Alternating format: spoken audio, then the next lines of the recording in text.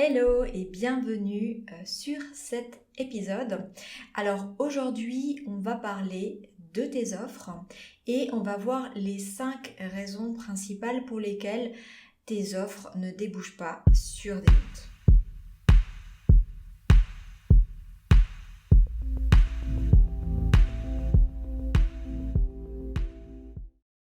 Alors peut-être que tu es entrepreneur depuis peu de temps ou peut-être que ça fait déjà quelques mois ou quelques années que tu es déjà en business. Et peut-être que voilà, tu rencontres un petit peu cette difficulté, c'est quelque chose qui arrive assez fréquemment, euh, dans laquelle en fait tu fais des offres, tu passes du temps à faire des offres, tu rencontres des personnes viennent te voir, te sollicitent pour avoir ton avis, pour avoir ton point de vue, pour avoir une offre de ta part, et ensuite il se passe plus rien. Et voilà, c'est quelque chose qui peut être assez frustrant. Donc c'est normal que ça arrive de temps en temps, mais si ça arrive trop régulièrement et que la proportion de ce genre de situation par rapport à la proportion d'offres qui débouchent sur des ventes est trop importante, c'est qu'il y a quelque chose qui joue pas en fait. C'est pas normal. Donc aujourd'hui, j'aimerais t'expliquer en fait les 5 raisons possibles. Alors c'est pas une liste exhaustive, hein, il y en a plus que ça bien sûr, mais c'est les 5 raisons principales qui reviennent assez fréquemment, que je vois chez les personnes que j'accompagne aussi, qui font que finalement tous tes efforts sont infructueux et finalement tu ne fais pas assez de ventes. Donc moi ce que je vois, ce que je constate en fait, c'est que peut-être que ça t'est déjà arrivé, hein, je t'explique un petit peu je te peins un peu le portrait, la situation. C'est que voilà, on te contacte, donc ça c'est positif. On te demande comment tu fais, comment tu travailles, etc. Donc toi tu prends du temps, peut-être que tu fais des séances gratuites, peut-être que tu te déplaces chez le client, peut-être que voilà tu fais des audits, enfin que sais-je. En tout cas tu donnes de ton temps à la personne pour identifier son besoin et puis pour ensuite lui faire une offre. Ce temps-là, généralement, n'est pas rémunéré, d'accord? Donc, le but, c'est d'avoir un premier échange, d'avoir un premier contact, d'établir un besoin et puis une solution possible pour le client. Et peut-être qu'ensuite, voilà, tu fais ça, tu expliques, tu as l'impression que ça s'est super bien passé, le client, enfin, le prospect a l'air content, il te dit qu'il va te relancer, il te dit qu'il va te donner de ses nouvelles. Et puis là, t'as plus de nouvelles. T'as plus de nouvelles et tu sais pas quoi faire. Alors, quelquefois, il y a des personnes qui ne relancent pas du tout. Il y a des personnes qui ne relancent carrément pas la personne. Donc ça, c'est une erreur, bien sûr, il faut toujours relancer. Alors, quelques jours après, pas trop souvent, faut pas relancer plus qu'une ou deux fois quand même parce que ça peut être pénible, mais bien sûr c'est important de relancer la personne parce qu'on a tous des agendas super chargés et que bien sûr voilà ça peut passer un peu à la trappe et c'est pas pour autant qu'on n'est pas intéressé, hein. Des fois on peut louper des ventes comme ça juste parce qu'on n'a pas relancé, ça c'est quelque chose que j'ai déjà vu, des personnes qui ont peur de relancer, qui ont peur de déranger et qui loupent des ventes. Ça je l'ai pas mis dans les 5 raisons, mais ça aurait pu en être une. Donc déjà bien sûr il faut relancer au moins une fois, pas plus que 2 quand même. Mais voilà, après t'as plus de nouvelles et qu'est-ce qu'il faut faire? Bon, tu relances et là la personne soit elle te dit bon c'est pas le moment, elle a pas le temps, enfin soit une excuse, soit la personne est honnête et te dit que bon en fait elle va pas travailler avec toi, soit la personne est très honnête et elle te dit pourquoi elle veut pas travailler avec toi, elle t'explique pourquoi et ça c'est vraiment le summum parce qu'au moins tu as un feedback qui va te permettre d'enrichir ton processus. Mais il arrive aussi fréquemment que le feedback qu'on te donne soit une fausse raison, parce que les personnes n'osent pas te dire vraiment ce qu'elles pensent, elles ont peut-être peur de te blesser, ou voilà, donc c'est difficile. Des fois, t'as pas de retour du tout, c'est-à-dire que des fois, t'es face à des personnes qui voulaient juste avoir des conseils gratuits aussi, et puis du coup, t'auras jamais de retour de ces personnes-là, parce que elles sont juste pas correctes. Bon. C'est pas grave, c'est des choses qui arrivent, mais nous, on va se concentrer sur, on va imaginer que ce sont des offres que tu fais à des personnes qui sont intéressées à la base, hein, c'est quand même ce qui arrive la plupart du temps. Si jamais tu fais que des offres à des personnes qui en fait veulent juste des conseils gratuits, faut revoir ta stratégie. C'est quelque chose d'important aussi, c'est pas l'axe d'aujourd'hui, mais je te le dis au passage, si jamais tu te rends compte qu'il y a que des personnes qui veulent profiter, ça m'arrivait, hein, ça m'arrivait, donc je sais de quoi je parle. Revois ta stratégie, mais c'est encore autre chose. Bref, si jamais cette situation désagréable où tu fais des offres et que les personnes ne reviennent pas, etc.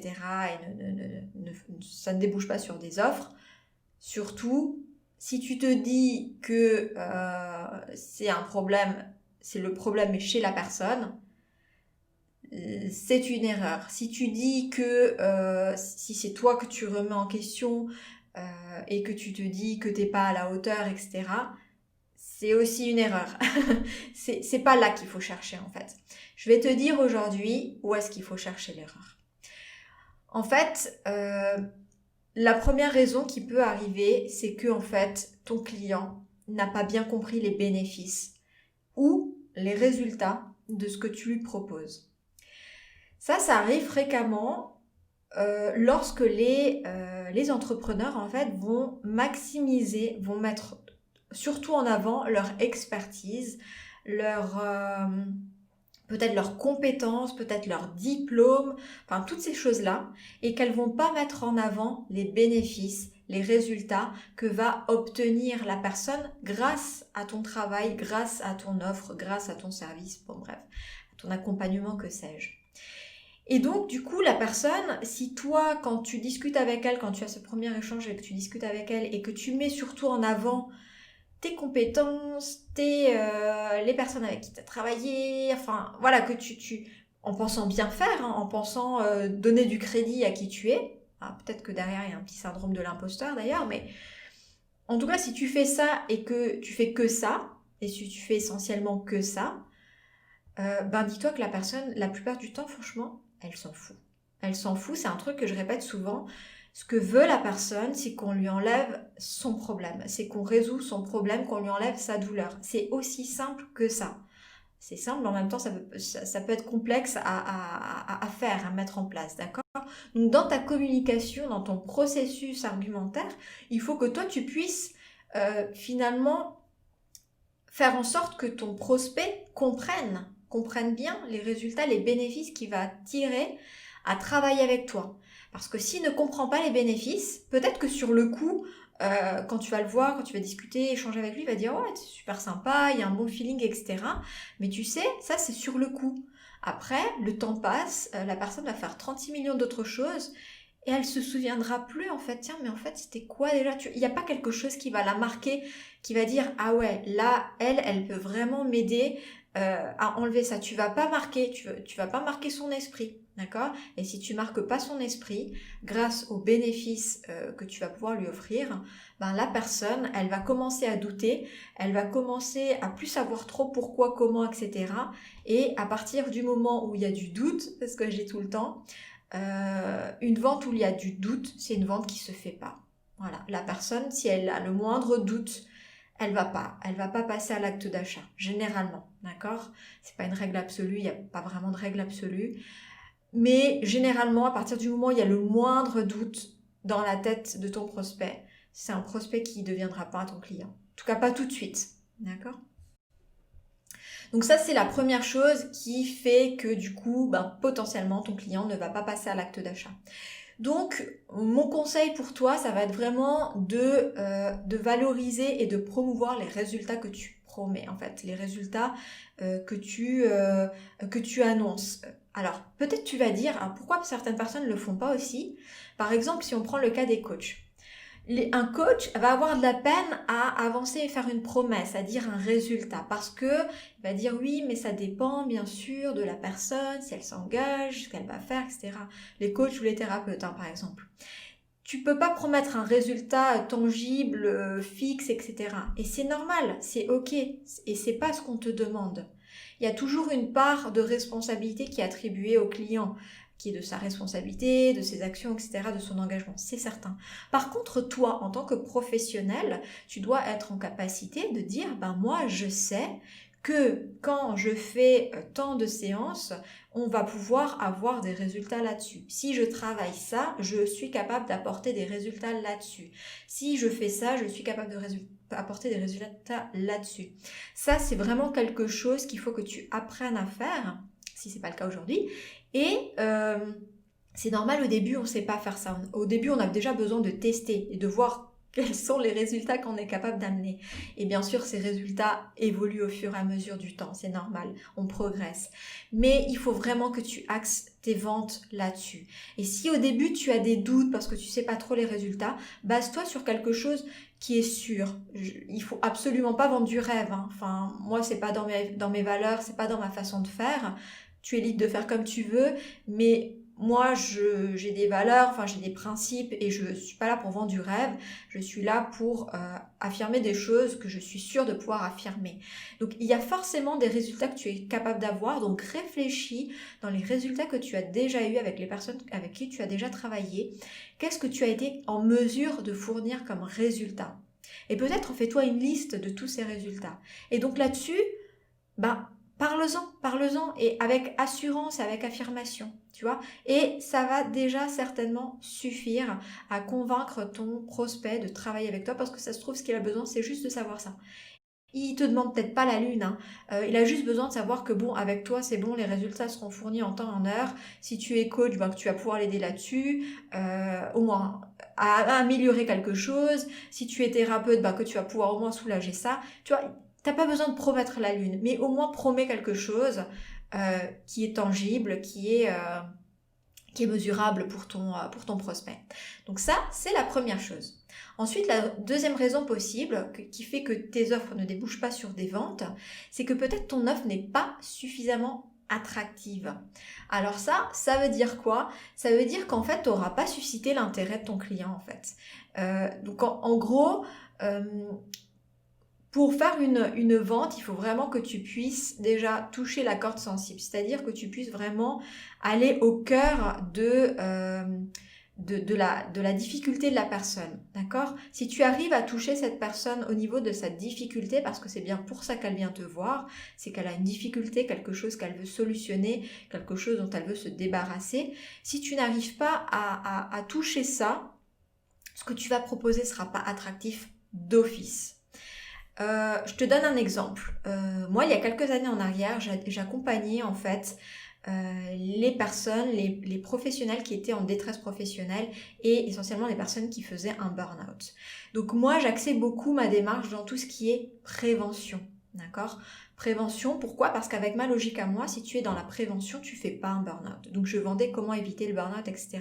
Mais en fait, je ne touchais pas à ce moment-là les personnes, parce qu'une personne qui est en burn-out, en fait, qui est dans le processus du burn-out, elle, en fait, si tu veux, elle se sent pas touchée par ça, parce qu'elle est dans un état d'esprit où elle se dit non, déjà elle fait un déni la plupart du temps, puis elle se dit non, je peux encore, de toute façon, j'ai pas le choix. Elle a toujours des objections qui sont difficiles à contrer, surtout avec la prévention, en fait.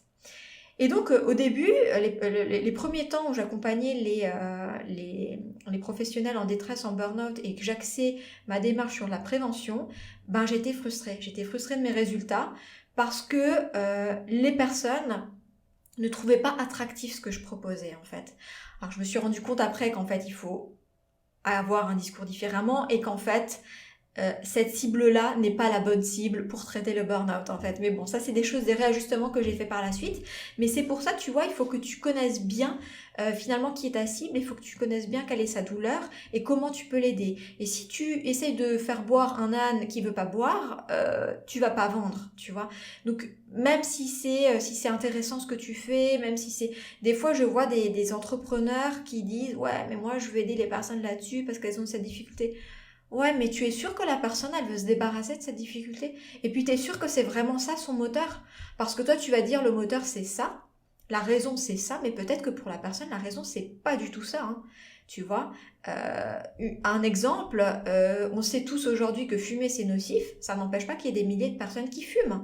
D'accord? Et tu peux leur vendre des programmes pour arrêter de fumer. Si tu mets pas l'accent sur le bon levier, tu vois, la chose attractive qui va vraiment donner envie à la personne d'arrêter de fumer, elle le fera pas. Aujourd'hui, si tu lui dis à la personne qu'elle arrête de fumer parce que c'est pas bon pour sa santé, ça fonctionne pas.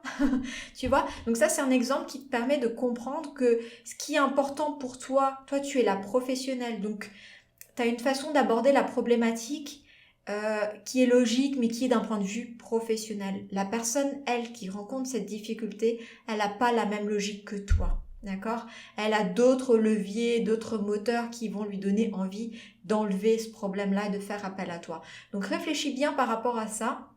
Est-ce qu'aujourd'hui ton offre, elle est suffisamment attractive, elle suscite suffisamment l'intérêt pour que ton prospect, il ait envie de l'acheter, même si fondamentalement, il a besoin de toi, il a besoin de ton offre. Mais est-ce que ça a suffisamment suscité son intérêt? Ça, c'est la raison numéro 2. Ensuite, raison numéro 3, ton offre ne répond pas à son besoin. Donc là encore, c'est quelque chose qui arrive souvent, ça rejoint ce que je viens de te dire un petit peu, c'est qu'en fait, toi, tu penses que ton prospect, ta cible a besoin de certaines choses parce que tu te bases sur ton point de vue professionnel d'experte, mais en fait, ton prospect, ta cible, elle ne réfléchit pas du tout comme ça et elle ne comprend pas dans le stade où elle en est de compréhension face à son problème, face à sa difficulté. Elle n'arrive pas à comprendre qu'elle a besoin de faire ces choses-là que tu proposes. Elle ne comprend pas que tu as besoin de l'aider par rapport à ça. D'accord? Ça peut être la première chose. La deuxième chose qui peut faire que ton offre ne répond pas à ses besoins et que du coup, lorsque tu as proposé ton offre, la personne a pensé que tu vas pas pouvoir l'aider, c'est que en fait tu n'as pas réellement peut-être compris c'était quoi ses besoins à ce moment-là. D'accord? Peut-être que elle à ce moment-là, elle a juste besoin de ça et toi tu l'as déjà, t'es allé trop loin, t'es allé trop vite, tout est parti dans une autre direction. En fait, ça veut simplement dire que lors du premier échange, lors de la première séance avec laquelle tu as discuté avec cette personne, tu n'as pas peut-être suffisamment été à l'écoute de son besoin. Souvent, l'erreur qu'on fait en tant que professionnel, c'est qu'on va trop vite. On a des biais cognitifs, en fait, qui font que on a l'impression de savoir exactement ce que veut l'autre, en fait. Parce que nous, on est professionnels, donc moi, je sais ce que tu as besoin. Et ça, c'est une erreur de posture dans laquelle, en fait, on ne va plus être à l'écoute de la personne. Donc certes, oui, tu as une expertise et tu sais exactement comment conduire cette personne pour la délivrer de sa difficulté. Mais si toi, tu n'écoutes pas la personne, ce qu'elle a à te dire et quel est son vrai besoin à ce moment-là, tu vas faire que ce que tu vas proposer ensuite, ça va pas lui parler. Donc là, ça demande vraiment beaucoup d'humilité de se dire, bon, ok, je sais, je suis professionnelle, mais revenons à la base, restons très à l'écoute, une écoute active, et je vais vraiment essayer de voir quel est son besoin cette personne et comment ensuite, même si moi je vois qu'elle a besoin de faire ça, comment l'emmener à ça, mais peut-être d'une façon indirecte. Il y a une phrase qui dit il faut d'abord dire à la personne ce qu'elle a envie d'entendre pour ensuite lui dire ce qu'elle a besoin d'entendre. Ça, c'est très vrai. C'est très frustrant, je te l'accorde. On a souvent envie de dire « Ouais, mais t'irais tellement plus vite si tu faisais ça. » Oui, mais ça, c'est ton point de vue à toi d'experte. Et toi, pour en arriver là, il t'a fallu des années. Donc, dis-toi que la personne, elle, si tu lui dis ça, ça va pas lui parler tout de suite. Donc, dis-lui déjà ce qu'elle a besoin, ce qu'elle a envie d'entendre. Ce qu'elle a envie d'entendre, peut-être, c'est d'être rassurée, que tu lui dises que c'est possible, que tu lui dises qu'en quelques étapes, tu vois ce que je veux dire? Donc, premièrement, dis-lui ce qu'elle a envie d'entendre et ensuite ce qu'elle a besoin d'entendre. Donc, coordonne bien ta posture par rapport à ça. L'autre point qui peut faire que finalement ton offre ne répond pas à ses besoins, et ça c'est quelque chose aussi de très fréquent, c'est qu'en fait tu n'es pas assez ciblé. Tu n'as pas assez ciblé ta niche ou peut-être tu n'as pas de niche du tout. D'accord? Donc ça c'est primordial, j'en parle souvent.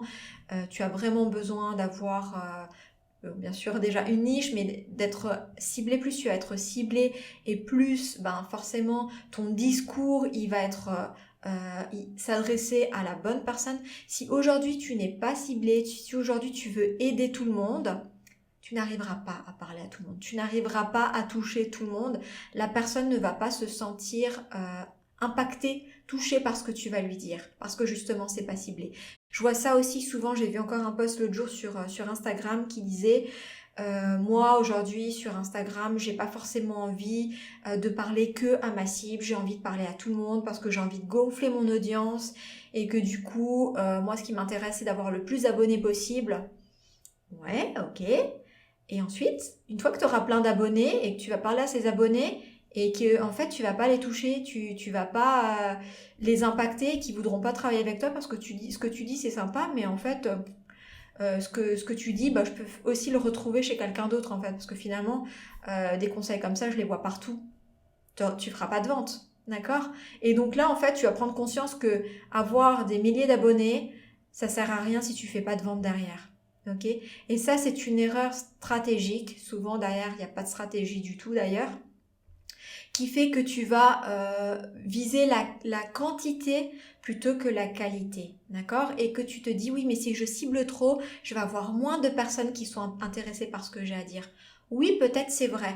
Par contre, les personnes qui vont être intéressées par ce que tu as à dire, potentiellement, auront vraiment envie de travailler avec toi. Si aujourd'hui tu parles de plein de choses générales, parce que j'aime tout, j'aime le bien-être, j'aime ça, mais j'aime aussi l'alimentation, et j'aime aussi ça, et ça, et ça, et ben en fait, le jour où tu voudras vendre, on va pas t'identifier déjà en tant qu'experte par rapport à ça.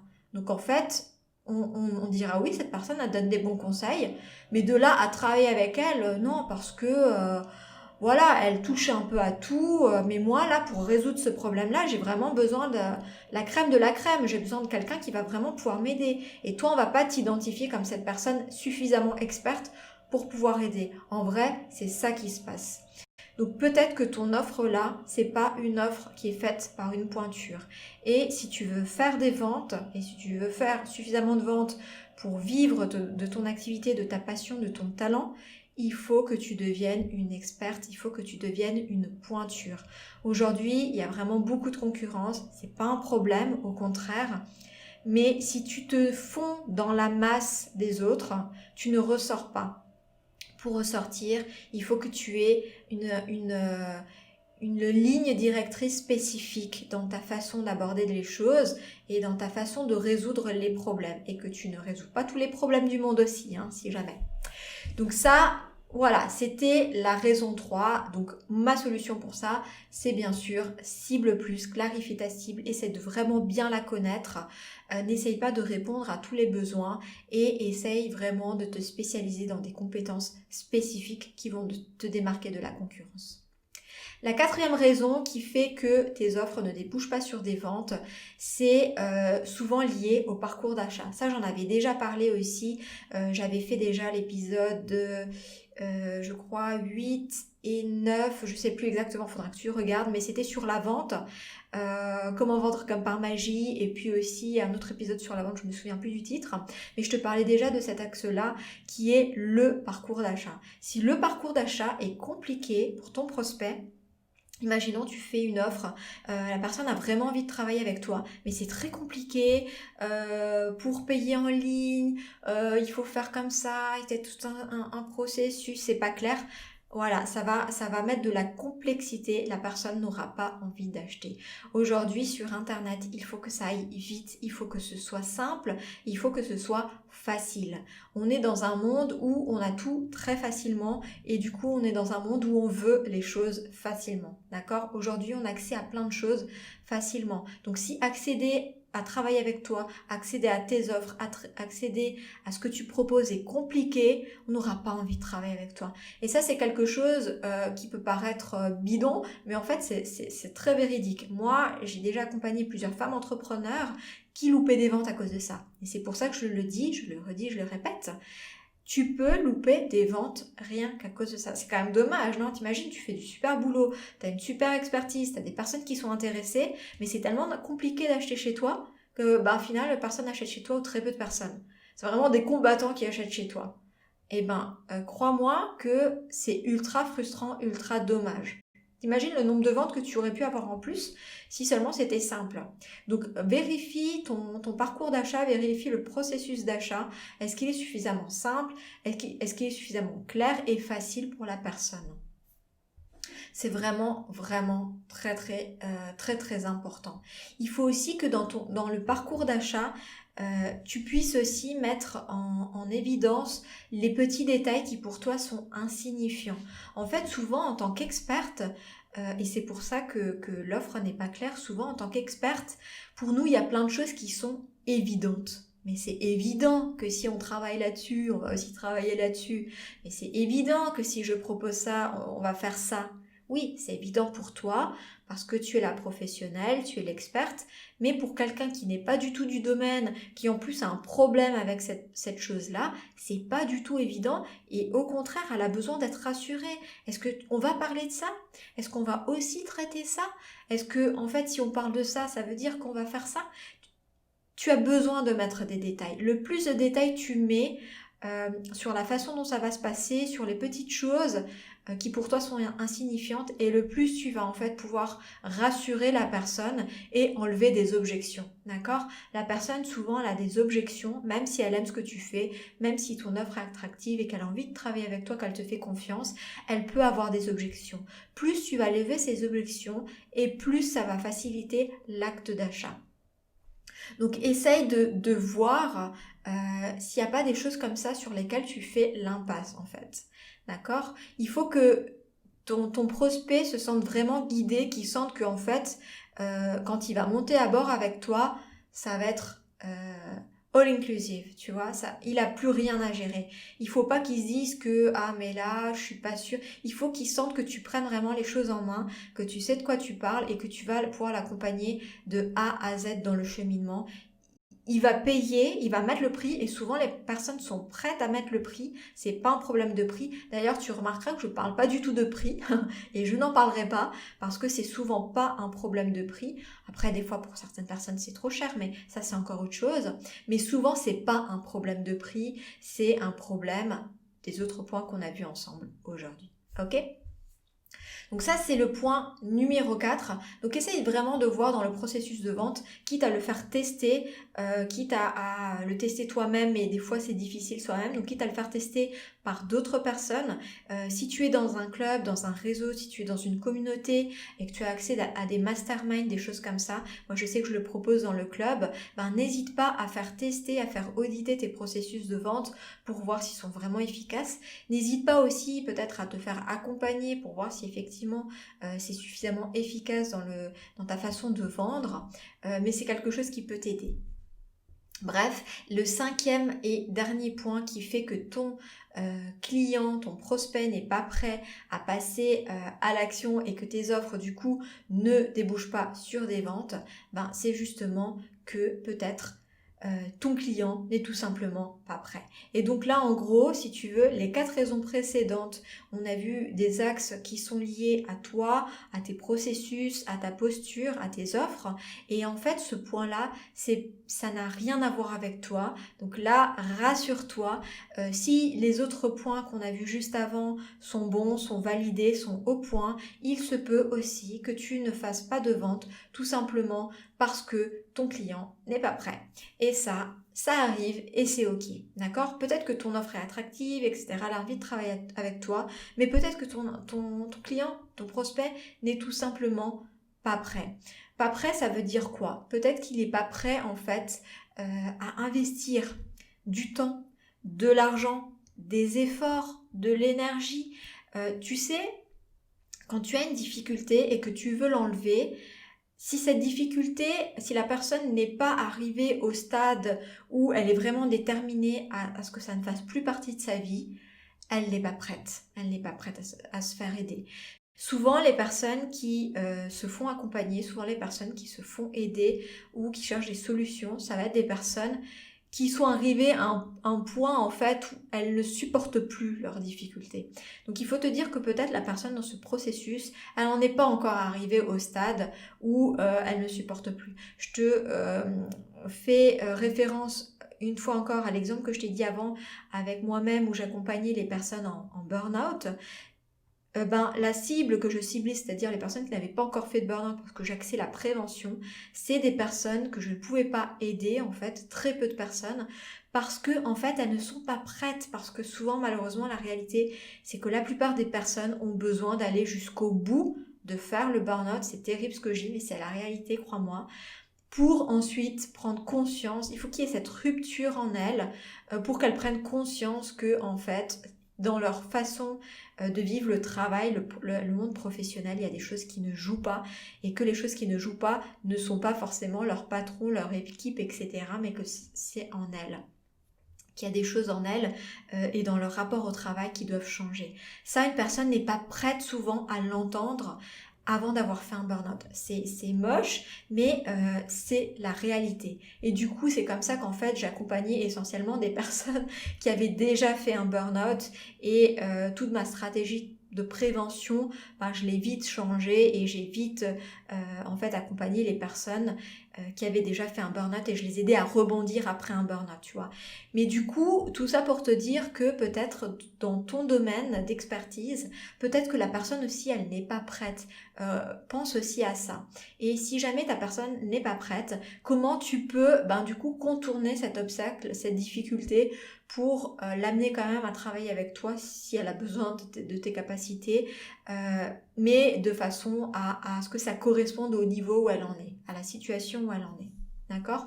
Peut-être qu'elle n'a pas le budget, ça arrive aussi. Alors là, soit tu as des moyens de faciliter les paiements, soit si tu veux pas faciliter les paiements, tu veux que travailler avec des personnes qui ont un certain niveau de vie, un certain budget, c'est ok. Pour les personnes qui sont aussi des fois pas prêtes à faire les efforts nécessaires, parce que quand on a envie de travailler sur quelque chose, ça va demander de travailler sur nous, ça va peut-être demander de mettre des choses en changement, et c'est pas forcément évident, c'est pas forcément facile. Tout le monde n'est pas prêt à faire ces efforts-là. Donc là aussi, réfléchis pense que c'est quelque chose qui peut arriver. Ok ? Donc tout n'est pas forcément de ta faute et tout ne dépend pas forcément de toi, de ton offre ou de ta posture. Ok, donc là on vient de voir aujourd'hui les 5 raisons principales qui font que tes offres ne débouchent pas sur tes ventes. Donc on en a vu 4 qui sont plus liées à ta posture, à ton mindset, à tes offres, à ta structure entrepreneuriale. Et puis la 5e, c'était plus lié à la personne, à ton prospect lui-même et au fait qu'il soit prêt ou non. Donc je t'ai donné des conseils pour aller de l'avant. Ce que je t'invite à faire, c'est mon dernier conseil pour aujourd'hui, c'est de ne pas hésiter à demander du feedback. N'hésite pas à demander le feedback à tes prospects, donc aux personnes à qui tu as fait des offres, bien sûr un feedback de qualité, c'est-à-dire axe, est-ce que ça a répondu à votre besoin, est-ce que tu peux aussi peut-être faire une petite enquête anonyme, mais n'hésite pas à demander du feedback parce que le fait de ne pas faire des offres, le fait de ne pas faire des offres qui débouchent sur des ventes, c'est pas forcément quelque chose de négatif. C'est quelque chose qui peut t'enseigner et t'apprendre et enrichir ton business et ta structure de vente. D'accord ? Ça peut t'apprendre à comment améliorer tes offres, comment t'améliorer toi, comment améliorer ta posture. Donc c'est pas forcément quelque chose de mauvais, au contraire. Et dis-toi qu'au début, les premières années, ça arrive souvent. Donc utilise vraiment toutes ces offres qui n'ont pas débouché sur des ventes comme des leviers de réussite pour améliorer ton business, pour améliorer ta posture, et tu verras qu'en faisant ça, en fait, tous ces échecs-là, entre guillemets, vont pouvoir te servir de levier de réussite pour après. Tu vas être rodé, tu vas savoir exactement à qui tu veux t'adresser, comment tu veux t'adresser, et toutes tes ventes seront vraiment beaucoup plus faciles et fluides par la suite. Voilà, c'est tout pour aujourd'hui. Ça fait déjà pas mal, ça fait déjà 33 minutes que je parle avec toi. Écoute, je te souhaite tout de bon pour la suite, pour tes offres. Ne lâche rien, tire toujours des bénéfices de tes erreurs, de tes échecs. L'échec est positif. Et puis, si tu as aimé, n'hésite pas à liker, à commenter, à m'écrire, à partager bien sûr. Abonne-toi. On peut rester en contact. Tu peux me rejoindre dans le groupe Facebook du club si tu le souhaites. C'est gratuit. Tu peux aussi me suivre sur Instagram. Et moi, je me réjouis de te révéler la semaine prochaine encore d'autres conseils, d'autres astuces. Et en attendant, je te souhaite tout de bon et je te dis à très vite. Ciao, ciao!